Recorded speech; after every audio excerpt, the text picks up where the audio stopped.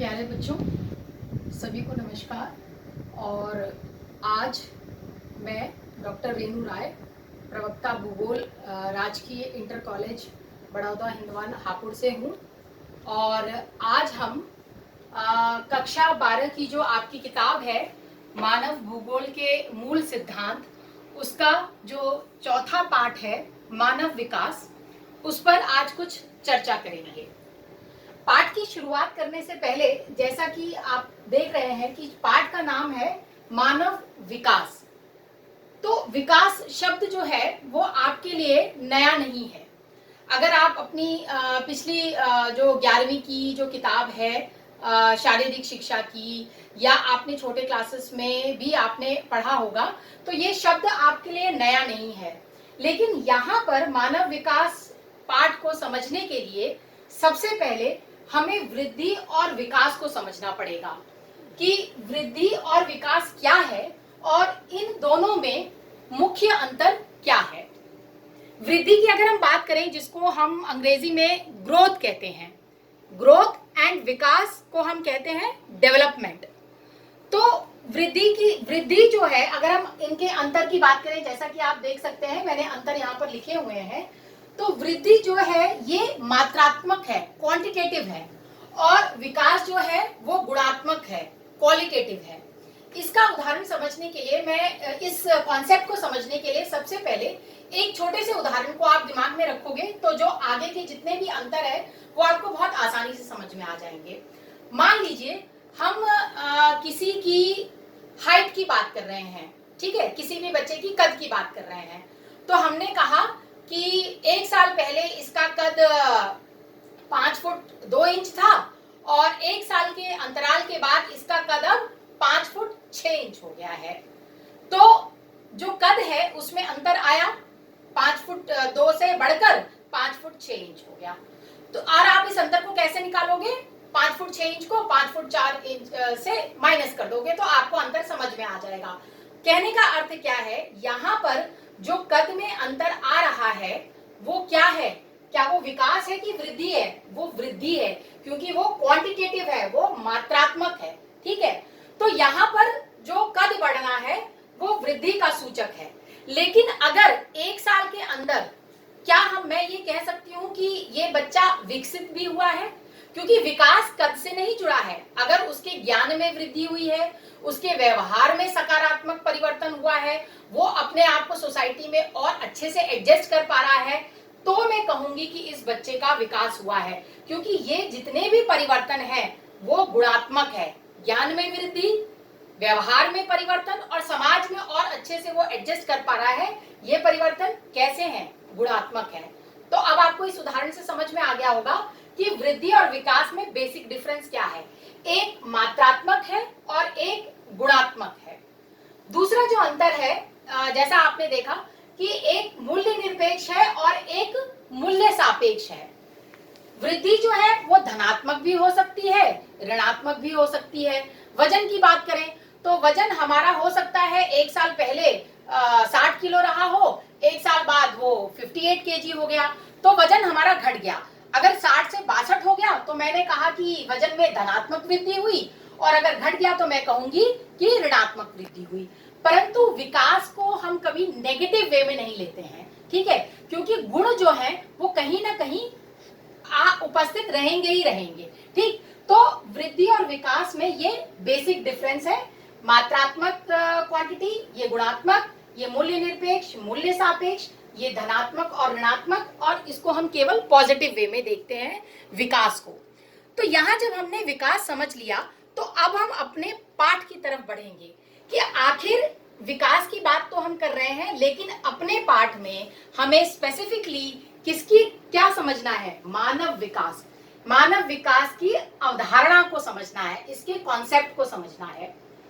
तो अगर कुछ साल पहले की बात करें, 70-60 के दशक में, जो मानव विकास की जो अवधारणा थी वो केवल एक चीज पर केंद्रित थी, और वो क्या थी? आर्थिक वृद्धि। यानी मानव विकास को जो देखने का तरीका था लोगों का, वो केवल आर्थिक वृद्धि से जोड़कर देखते थे, इकोनॉमिक ग्रोथ।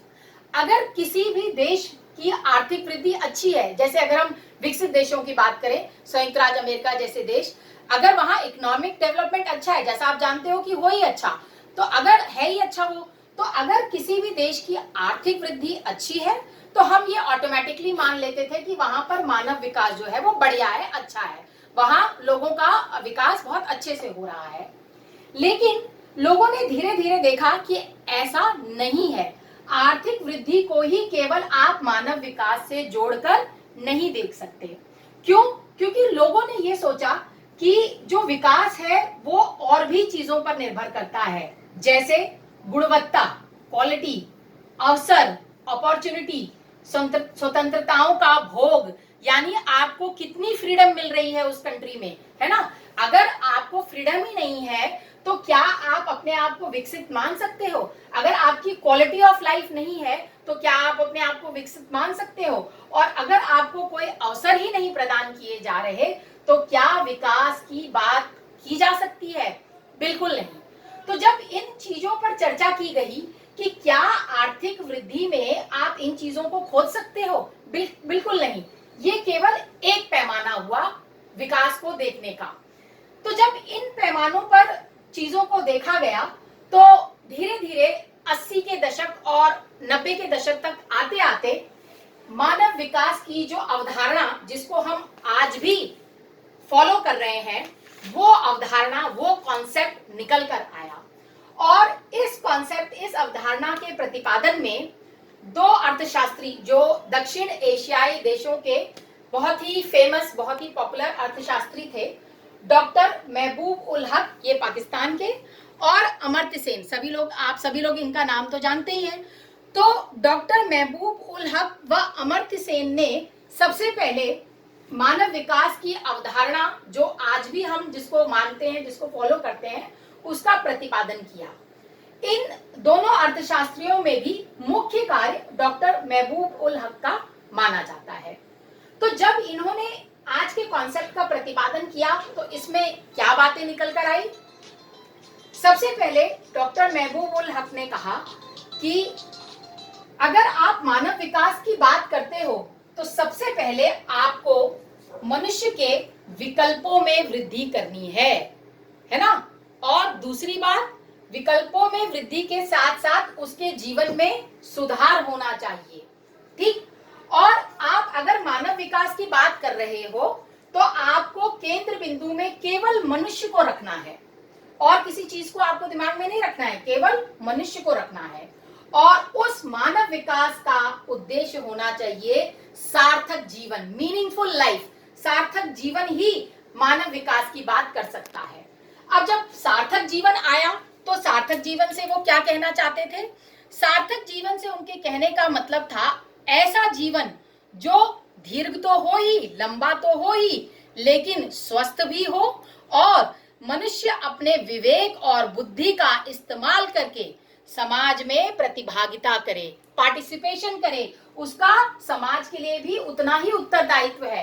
तो अगर वो दीर्घ जीवन जी रहा है तो उसका जीवन स्वस्थ भी होना चाहिए। अगर वो स्वस्थ व दीर्घ जीवन जी रहा है तो वो बड़ी आसानी से अपने विवेक व बुद्धि का इस्तेमाल करके समाज में प्रतिभागिता कर सकता है, सोशल पार्टिसिपेशन। क्योंकि आप केवल जीवन अपने लिए नहीं जीते हो, आप समाज में भी आपको कोई ना कोई रोल प्ले करना होता है। तो डॉक्टर महबूब उल हक ने जो कॉन्सेप्ट दिया मानव विकास का, उसमें उन्होंने सबसे ज्यादा जो इम्पोर्टेंट चीज थी वो उन्होंने बात की सार्थक जीवन की, मीनिंगफुल लाइफ की, जो आपके विकल्पों में वृद्धि लाए और आपके जीवन में सुधार लाए।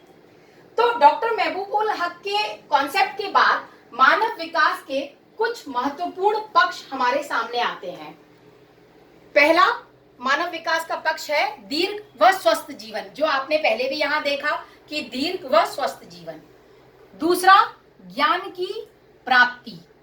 तीसरा, शिष्ट जीवन के लिए पर्याप्त साधन, यानी अगर आपको एक अच्छा जीवन जीना है तो आपके लिए उसके लिए साधन भी होने चाहिए आपके पास, ठीक। तो ये उनकी बातों से निकलकर, जो उन्होंने अवधारणा दी थी, उनकी बातों से निकलकर मानव विकास के 3 पक्ष आए। उसके बाद हम बात करते हैं कि जो डॉक्टर महबूब उल हक की जो मानव विकास की अवधारणा थी, उसके केंद्र बिंदु क्या क्या थे। तो 3 केंद्र बिंदु थे: स्वास्थ्य, शिक्षा और संसाधनों तक पहुंच। ठीक है, तो इसको समझने के लिए एक छोटा सा उदाहरण लेते हैं। यदि किसी बच्चे को हम शिक्षित कर रहे हैं, परंतु हम उसका जो स्वास्थ्य है वो ठीक नहीं है, उसके पास वो इतना निर्धन है कि शायद वो अपनी चिकित्सीय सुविधाओं का वो उपभोग नहीं कर सकता है, और शिक्षित तो वो है, शायद वो घर पे रहकर शिक्षा ले रहा है या मान लीजिए स्कूल में भी जा रहा है, लेकिन उसको अन्य संसाधन उपलब्ध नहीं है। तो एक चीज तो उसके पास है, लेकिन ये 2 चीजें उसके पास नहीं है। तो क्या वो बच्चा जीवन में सार्थक जीवन की बात वो कर सकता है? क्या वह सार्थक जीवन जी सकता है? बिल्कुल नहीं जी सकता। क्यों? क्योंकि वह स्वस्थ ही नहीं है, तो उसका जीवन दीर्घ ही नहीं होगा। तो वो क्या अपनी विवेक और बुद्धि का इस्तेमाल कर पाएगा? बिल्कुल नहीं कर पाएगा। और लास्टली, क्या वो अपनी समाज में कोई प्रतिभागिता कर पाएगा? बिल्कुल नहीं कर पाएगा। ठीक, तो उसी तरह यदि हम किसी बच्चे को जो मूलभूत संसाधन है उससे वंचित रखते हैं, उसको हम शिक्षा नहीं दे रहे, उसके स्वास्थ्य पे हम ध्यान नहीं दे रहे, उसको हम जो भी उसकी जो नीड्स हैं, बेसिक नीड्स हैं, भोजन, वस्त्र, मकान, वो उसके पास उपलब्ध नहीं है, तो क्या वह सार्थक जीवन की बात करेगा? सार्थक जीवन वो का लक्ष्य प्राप्त कर सकता है? बिल्कुल नहीं कर सकता। तो कहने का मतलब ये है कि मानव विकास के लिए स्वास्थ्य, शिक्षा और संसाधनों तक पहुंच, ये तीनों ही बहुत इंपॉर्टेंट है। ठीक है, अगर कोई व्यक्ति स्वस्थ है, शिक्षित है और उसके पास सारे संसाधन उपलब्ध हैं, संसाधन का मतलब हुआ रिसोर्सेस, सारे संसाधन उपलब्ध हैं, उसकी सारी आवश्यकताएं पूरी हो रही हैं और उसके पास सब कुछ है जो भी चाहिए, तो वह सार्थक जीवन जो है उसका लक्ष्य वो प्राप्त कर सकता है। तो ये जो तीनों जो थे, ये जो 3 पॉइंट्स थे, ये मानव विकास के केंद्र बिंदु के रूप में इनको कहा गया। उसके बाद जो मानव विकास की जब हमने बात कही, तो हमने इसमें फिर आगे बढ़ते हुए 4 स्तंभों की बात की गई।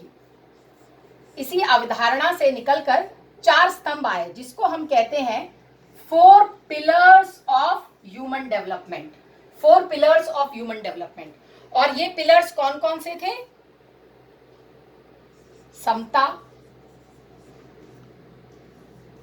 सतत पोषणीयता,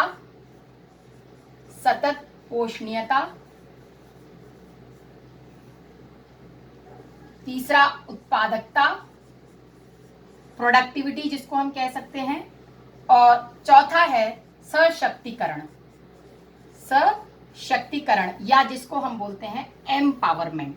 ठीक, तो ये मानव विकास के 4 स्तंभ हैं: समता, सतत पोषणीयता, समता मतलब इक्वालिटी, सतत पोषणीयता इज सस्टेनेबिलिटी, उत्पादकता प्रोडक्टिविटी, और चौथा सशक्तिकरण जिसको हम कहते हैं एम्पावरमेंट।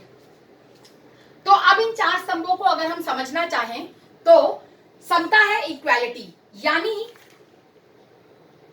हमारे देश में जितने लोग भी रह रहे हैं, हमारे देश में ना पूरे विश्व की बात की जा रही है, उन सभी को अवसरों की समानता मिलनी चाहिए। यानी किसी भी आधार पर, चाहे वो जाति हो, लिंग हो या कोई सामाजिक वो हो, किसी भी आधार पर हम किसी भी व्यक्ति को अवसरों से वंचित नहीं रख सकते। All are equal in terms of everything. सभी लोग हर स्तर पर बराबर हैं और इस बराबरी की वजह से सबको समान अवसर मिलना चाहिए। ये हुई समता की बात। अगर समता है, इक्वालिटी है, तो मानव विकास की बात की जा सकती है। दूसरा जो है सतत पोषणीयता, जिसको हम कहते हैं सस्टेनेबिलिटी। ये सतत पोषणीयता जो है आज के संदर्भ में बहुत ही इंपॉर्टेंट है। क्यों इंपॉर्टेंट है, अभी आप समझेंगे। सस्टेनेबिलिटी या सतत पोषणीयता का मतलब होता है कि आप जैसा कि अभी आपने पीछे समझा था कि मानव विकास के केंद्र बिंदु में संसाधन बहुत इंपॉर्टेंट है। संसाधनों तक हमारी पहुंच होनी चाहिए, रिसोर्सेस हमारे पास होने चाहिए। तो रिसोर्सेज तो हमारे पास हैं, लेकिन यदि हम उन संसाधनों का उपयोग इस तरीके से कर रहे हैं कि हमारे आगे आने वाली पीढ़ी के लिए भी संसाधन उपलब्ध रहें, तब तो वो सतत पोषणीयता है। ठीक, इसको एक उदाहरण से समझेंगे। मान लीजिए हम जल संसाधन की बात करते हैं। ठीक, आज हम लोग बहुत ज्यादा इस चीज पर चर्चा करते हैं, जल बचाओ जल बचाओ, जल संरक्षण करना चाहिए, नहीं तो हमारे आगे आने वाली पीढ़ियों के लिए जल नहीं बचेगा, पेड़ों को मत काटो क्योंकि ग्लोबल वार्मिंग हो रही है इसकी वजह से।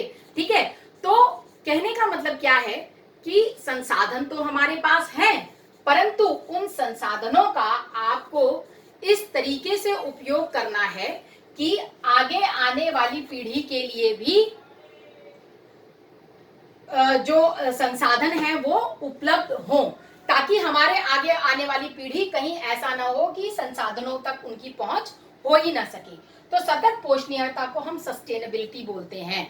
अपने पर्यावरण के जितने भी तत्व हैं उनके साथ सामंजस्य बनाकर, उनके साथ एक बैलेंस बनाकर संसाधनों का इस तरह से उपयोग करना कि आगे आने वाली पीढ़ी के लिए भी हम इन संसाधनों को बचा सकें। उसके बाद जो तीसरा स्तंभ है वह है उत्पादकता, जिसको हम कहते हैं प्रोडक्टिविटी। उत्पादकता को जोड़कर देखा जाता है मानव श्रम से। ठीक, किसी भी देश में अगर मानव विकास की बात की जाएगी तो वहां पर यह देखा जाएगा कि जो कार्यशील जनसंख्या है, आपने जैसे पिछले पाठों में आपने पढ़ा होगा कि जनसंख्या का जो हम वर्गीकरण करते हैं तो उसमें कार्यशील जनसंख्या जो है वो सबसे इंपॉर्टेंट होती है। और वो कौन सा आयु वर्ग होता है? वो वह आयु वर्ग है जो 15 से लेकर 59 ईयर्स तक है, जो प्रोडक्टिव है, जो देश के उसमें विकास में कोई ना कोई रोल प्ले कर रही है। तो मानव जब उत्पादकता को जब 4 स्तंभों में से एक इंपॉर्टेंट स्तंभ माना गया, तो इसलिए माना गया कि ये कहा गया कि यदि किसी भी देश में जो कार्यशील जनसंख्या है अगर वो प्रोडक्टिव है, वो काम कर रही है और कुछ न कुछ रिजल्ट दे रही है मानव विकास में, तो ही हम कह सकते हैं कि उस देश में विकास जो है वो बढ़िया ढंग से होगा। अगर आपके देश में कार्यशील जनसंख्या है ही नहीं, मान लीजिए कार्यशील जनसंख्या बहुत कम है, ठीक है, तो क्या आप प्रोडक्टिविटी कर पाओगे? क्या आप उत्पादकता कर पाओगे? नहीं कर पाओगे। तो आपका जो रोल होगा मानव विकास में वो नगण्य हो जाएगा, ना के बराबर हो जाएगा। तो मानव श्रम को एक 4 स्तंभों में से मानव श्रम को बहुत इंपॉर्टेंट स्तंभ माना गया। उसके बाद जो लास्ट स्तंभ है जिसको हम कहते हैं सशक्तिकरण, या अंग्रेजी में इसको कहा जाता है एम्पावरमेंट। एम्पावरमेंट का मतलब क्या होता है? किसी को पावर देना, सशक्त करना, है ना, मेक हिम और हर मोर पावरफुल। आप उसको और शक्ति प्रदान कर रहे हो। तो शक्ति आपको किसको देनी होगी? जिसके पास शक्ति कम होगी उसी को तो आप शक्ति दोगे, ठीक है। तो समाज का वह वर्ग जो आज के संदर्भ में असशक्त है, चाहे वो महिला हो, चाहे वो पिछड़ी जातियां हो, अनुसूचित जाति, अनुसूचित जनजातियां हो, समाज का वो वर्ग जो आज के संदर्भ में असशक्त है, उसके पास पावर्स नहीं है, वो किसी न किसी कारण से समाज में उतना एक्टिव रोल नहीं कर पा रहा है, उसको हमें क्या करना है? सशक्त करना है, एम्पावर करना है, ठीक है। आपने आजकल बहुत टॉपिक्स पर